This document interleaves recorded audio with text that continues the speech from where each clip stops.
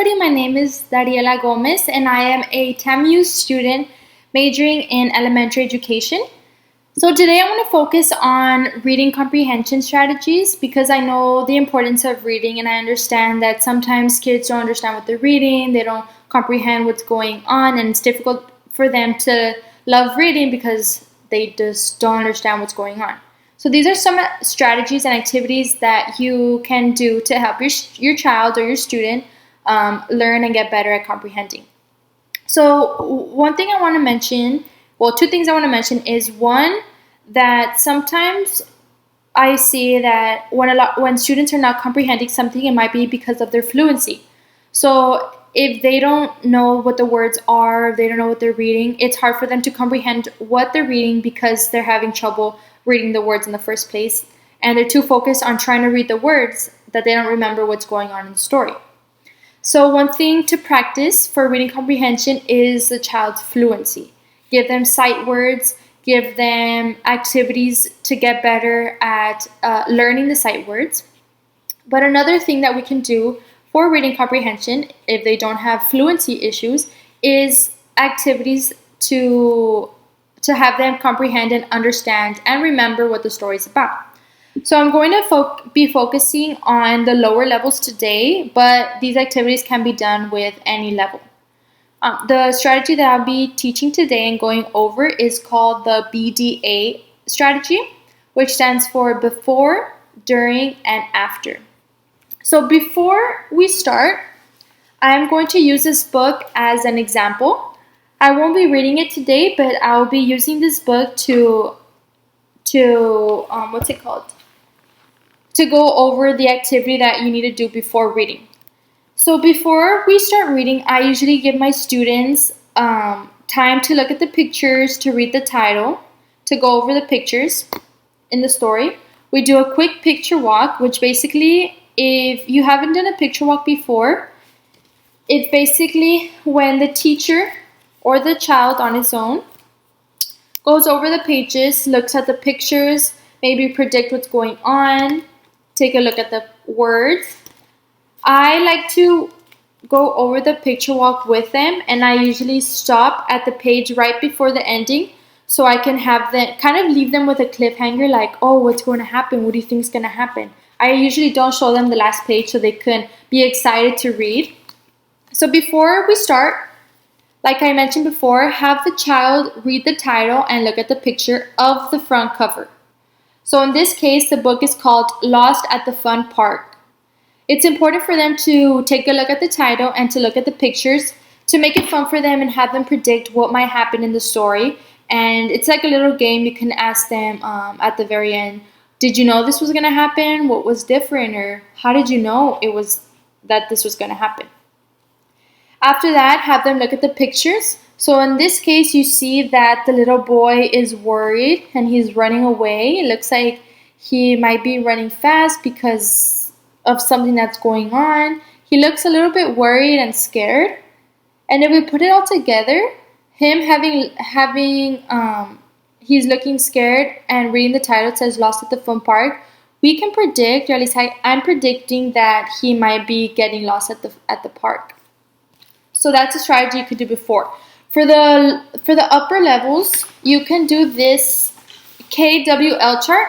So if you haven't done this before, it stands for know, want to know or want to learn, and what you've learned. So in this case, you would do what they know before they start reading. So in this case, if we use this same book, we can ask them, what do you know about parks? Tell me an experience about the time you went to the park. Who do you see at the park? Where are parks usually located? And this is to activate prior knowledge. You want to see what the student already knows about the topic that you're going over today. And this just gives you a little idea on what they know. Because, for example, one time we were reading a book about the beach. And I asked a student to tell me about a time when he went to the beach. And he didn't know what the beach was because he had never experienced it. He had never gone. So give me more of an idea of how to explain it to him, how to explain the story, just so they can understand it clearly. Once they're reading the book already, or even before they start reading, you can have them answer what they want to know and what they want to learn. So these are two things that the child can do before they read. This can be, for the lower kids, you could have them tell you orally, and for the upper kids, you can have them write it down.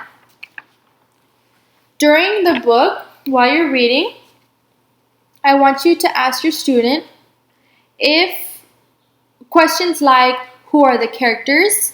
What's going on so far? Where are they? How are they feeling? And this is basically to give you an idea of if they're understanding or not. I usually like to give them these questions after 2 to 3 pages, depending on what level they are, to know if they're clearly understanding what's going on. And sometimes I like to clarify any misconceptions or ideas that they thought was going on, and I clarify them for them. I also have them paraphrase and summarize what had been going on so far, just so they can be up to date on what's going on in the story and be kept up. So I'm not going to read it today, but that's one strategy you can do just to check for understanding. And then at the end, I like to play this fun game, and it's also to check if they've understood the story. I play this with my kids a lot because they're really competitive, and this is a fun way to test their comprehension while also having fun with it. This, you can either make it and make copies and laminate it, or you can print it out. Here we have the start circle, and then we have the finish. So here they would go like this. And for this, you just need this game template. What's it called? Counters or chips, but I don't have those with me right now. And you need a die. For the chips, you just place it, for example, one for me and one for your child. Or we both start. I usually like to play paper, scissors, rock to see who goes first. After that, let's say he goes first or the child goes first.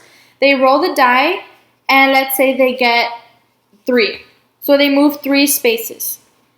For here, it says, who are the characters? So if they were to land here, or any that have the questions, they have to answer the question that is stated. For example, who are the characters? Is the story fiction or non-fiction?